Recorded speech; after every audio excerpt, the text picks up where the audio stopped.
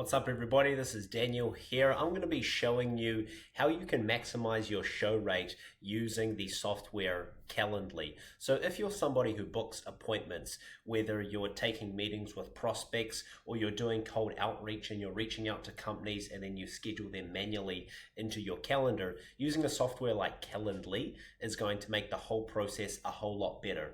The main reason it's going to make the process a whole lot better is because it will actually improve your show up rate. Your show up rate is the portion of people who are scheduled on your calendar that actually show up at the time of the appointment happening.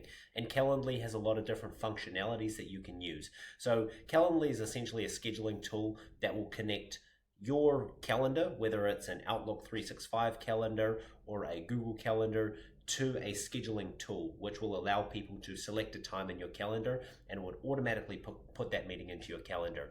And once that meeting is booked, it was going to send the prospect reminder sequences and ask them to reconfirm their appointment to make sure that your show rates will increase. Now, we do a lot of cold outreach for our clients where we reach out to companies and businesses that we want to work with, and we reach out to them on behalf of our clients, and we generate leads that we then schedule in our clients' Calendly accounts. So we've done a lot of Calendly workflow setups and Calendly account setups in the past. So I'm going to show you the most optimal way to set up a Calendly event type to maximize the number of shows that you generate for the appointments that you have scheduled in your calendar. Okay, so first what you want to do is log into Calendly. Okay, and when you log into Calendly, you're going to want to set up an event type. Okay, you do that by clicking this button here, create an event. Now, generally, most people who use Calendly are going to be doing one-on-one meetings. However, if you're doing sort of like interviews with multiple people or online classes, you can have one host and then you can schedule appointments with many different people for that same event. However, most people are going to be doing one-on-one meetings, and you can actually add additional people to that meeting, but it is still called a one-on-one event type. So once you have selected your event type, it's going to give you some options to start to create the event type, and you just want to start to work through these. So give it a name in which is going to make sense to you, but also the prospect.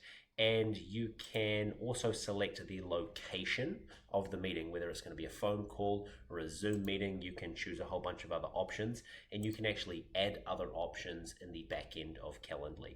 I'm actually going to get out of this because I'll show you one of the Calendly event types that I already have set up, just to show you what it would look like once the event type is all set up and you want to really optimize that. Okay, let me show you the initial discovery call meetings that we have scheduled. So these are short discovery calls that we schedule with prospects, and these are the most important ones and most frequently used Calendly event type in our business, but also our clients' businesses. So under the event details, make sure that you, as I said, give it a good name. You select the duration, where the event is going to be, whether it's going to be an online sort of Zoom face-to-face meeting or a Google Meet or a phone call. In this case, we have it as a phone call.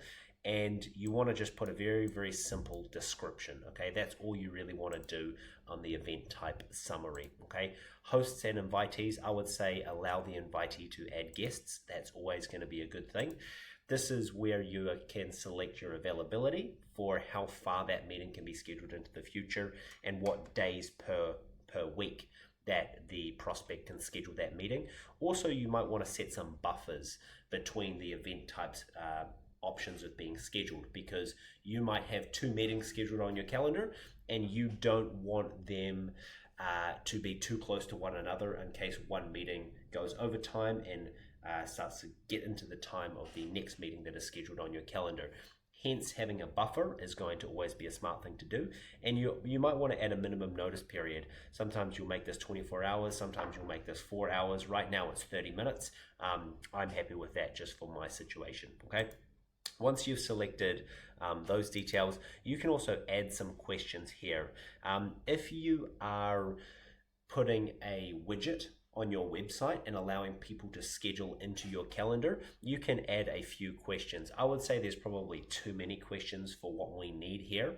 I would say asking 2 or 3 questions would be fine. Generally, you want to keep the questions quite open-ended unless you want to build a lot of structure to the questions. But Keep in mind that the more questions you add to a Calendly event type when somebody books into your calendar, the less throughput you are going to be generating, because it's essentially a barrier that you're putting at the top of your funnel, which is going to sort of stem the flow that you have coming in. So the less questions you have, the more lead flow you are ultimately going to be getting from the people who get onto the event booking page and actually book an event. Okay, there is a little bit of a node or a step that can happen there. Okay, I would recommend asking 2 or 3 questions. Now, the most important part of Calendly is going to be workflows.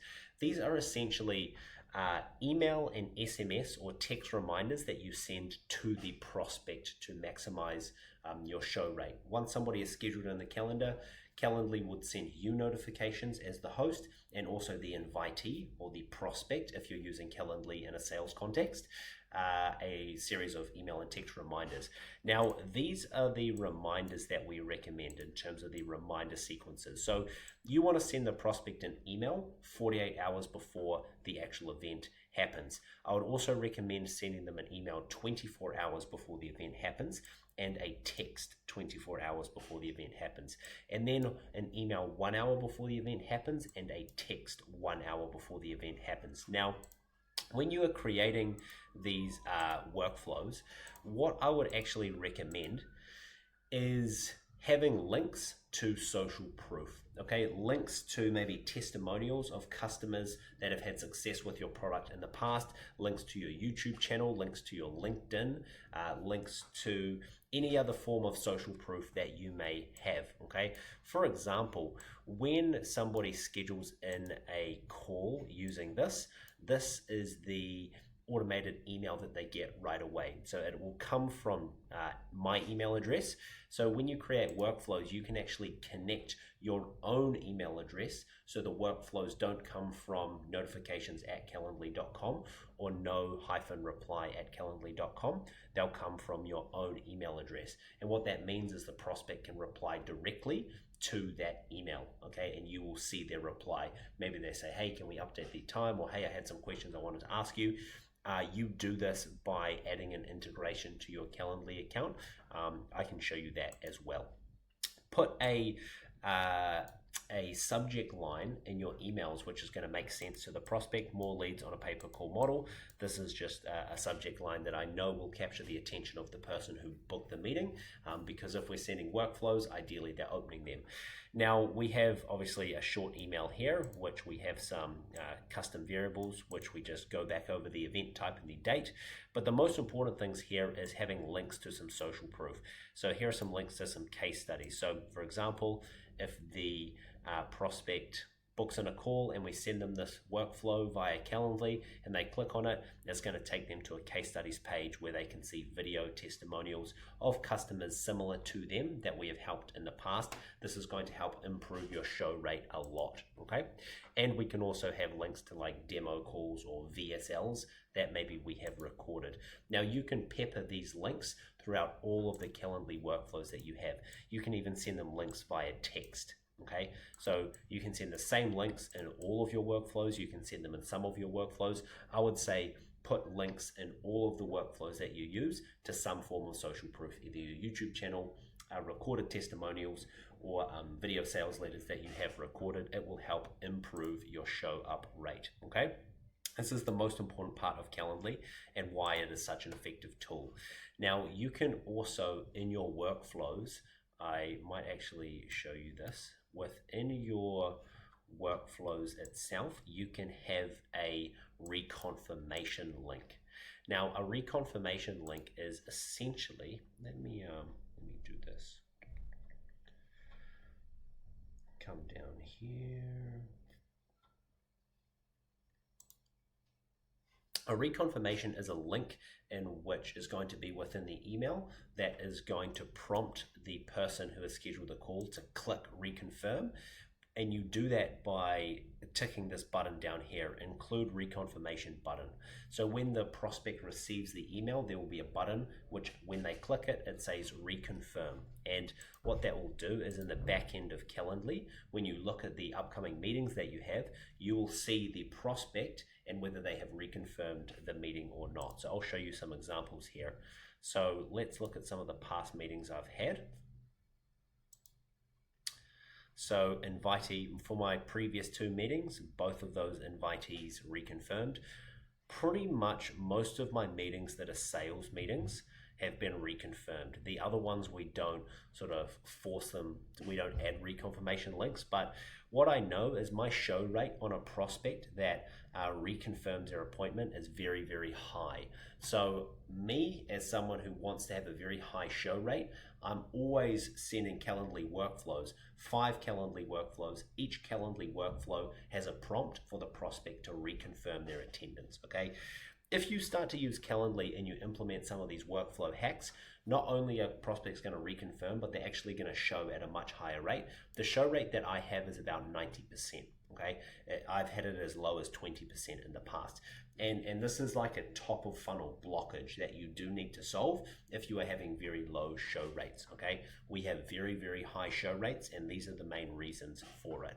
So the last thing I will show you actually is under calendar sync up the top right hand corner, you can add a calendar, and that's where you make sure that the correct calendar is connected to your Calendly account. But also I want to make sure that we can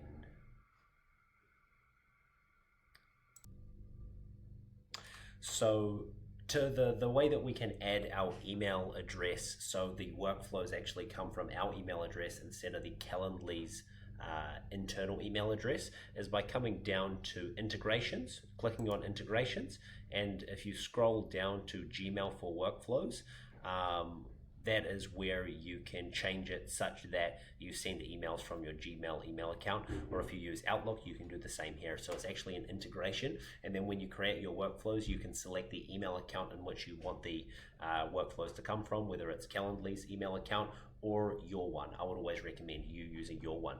So if you start to implement some of these changes and you are having low show rates, you will see a very, very, very big increase in the number of shows that you have for the appointments that you schedule. Ultimately, it will help you make a whole bunch more money if you're using Calendly in a sales context like we are. I hope this made sense to somebody out there. I know in the past it's taken me a really long time to learn how to use Calendly effectively, so hopefully this helps. If you have any questions, leave them down below. Cheers.